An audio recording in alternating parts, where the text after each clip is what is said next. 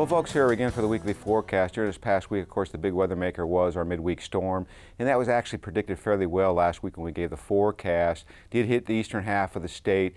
It arrived about 12 hours earlier than the forecast models indicated, and the precipitation totals, broad-based coverage, was about double what was projected from the models. In fact, we were looking at somewhere between 1/4 and 1/2 an inch, and in reality, most of the totals came in that 1/2 an inch to an inch range, and we did have a small area essentially from eastern Hall County eastward through northwestern Seward County, and also including the southern halves of Butler and Polk County, where we had totals running from 1 inch to 1.5 inches. Once you got west of Grand Island, the precipitation totals dropped off to virtually nothing, and so we didn't have much in the way of excessive moisture, so plant or harvest activity will probably likely continue without any immediate delays. For those areas that will hit with rain, we're probably going to need a day or two of drying before once again we'll see the activity pick up, and that's if we can get the appropriate weather to make harvest activity weather conducive. So let's take a look at the upper models and see whether or not that will come into fruition for today.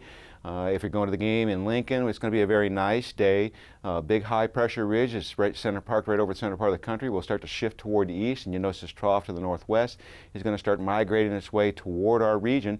So as we get into tomorrow, you'll see that trough entering the northern half of the Rocky Mountains, and that may start to slip a cold front at the surface through northwest Nebraska late in the evening of Sunday. And more importantly, the system will start to drift across the state as we go through Monday. So here you see this system starting to move toward the south and east. That will bring some precipitation to the panhandle. Right now, the quantitative precipitation forecast is putting in between 1/10 of an inch and 1/4 inch for the eastern 3/4 of Nebraska, less than 1/10 of an inch for the panhandle.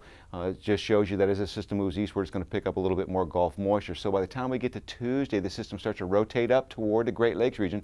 We're going to be on the backside that's going to pull some cool air down into our region for a day.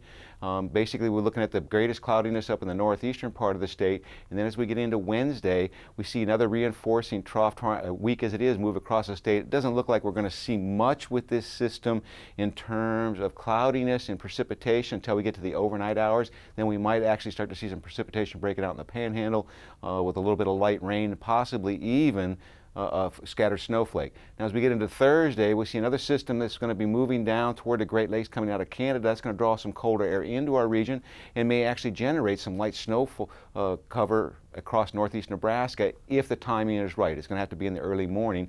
And as we get into Friday, that system is going to really strengthen over the Great Lakes and pull in some very cold weather for this time of the year. So if we look at the forecast, we'll notice that the warmest conditions are going to be this weekend, and then we see that slow migration toward colder temperatures as the week progresses with occasional chances for light precipitation.